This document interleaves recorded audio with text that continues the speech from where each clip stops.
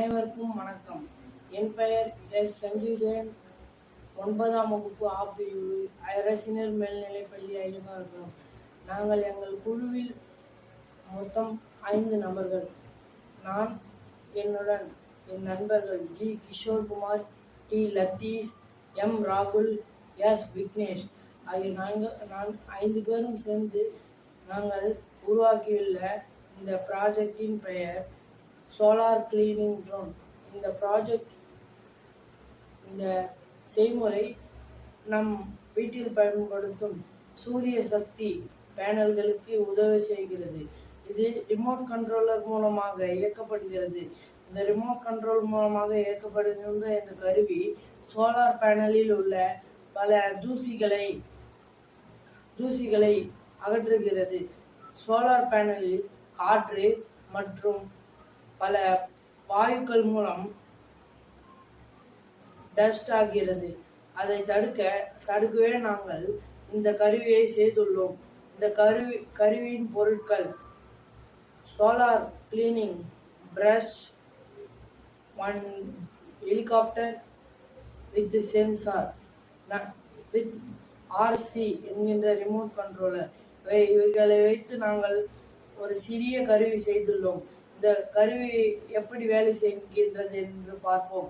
முதலில் இந்த ஹெலிகாப்டரை ஆன் செய்யும் போது இந்த இறக்கைகளுடன் இந்த தூசி துடைப்பானும் சேர்ந்து சுழல ஆரம்பிக்கும்.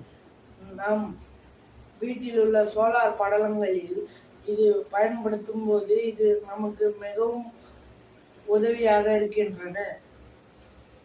இது சுழலும் போது அங்குள்ள பல தூசிகளை அகற்றுகின்றது.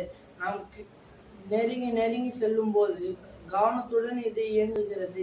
ஏனென்றால் இதுடன் சென்சார் என்ற கருவியை பயன்படுத்தியுள்ளோம். சென்சார் என்பது நமக்கு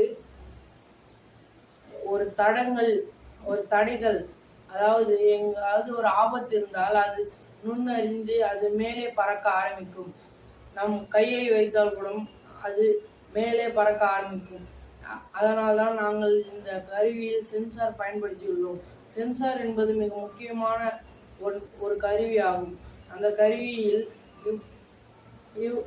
கடுகளவு இருக்கும் அந்த கருவி ஒரு பெரிய ஆபத்தை தடுக்கிறது.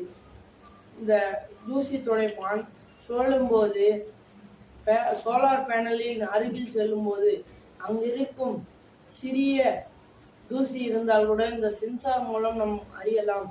அந்த வகையில் நாம் சோலார் பேனலின் அருகில் இதை எடுத்து செல்லும் போது சென்சார் ஆக்டிவேட் செய்து இந்த பிரஷ், அதாவது தூசி துடைப்பானை இயங்க வைக்கிறது.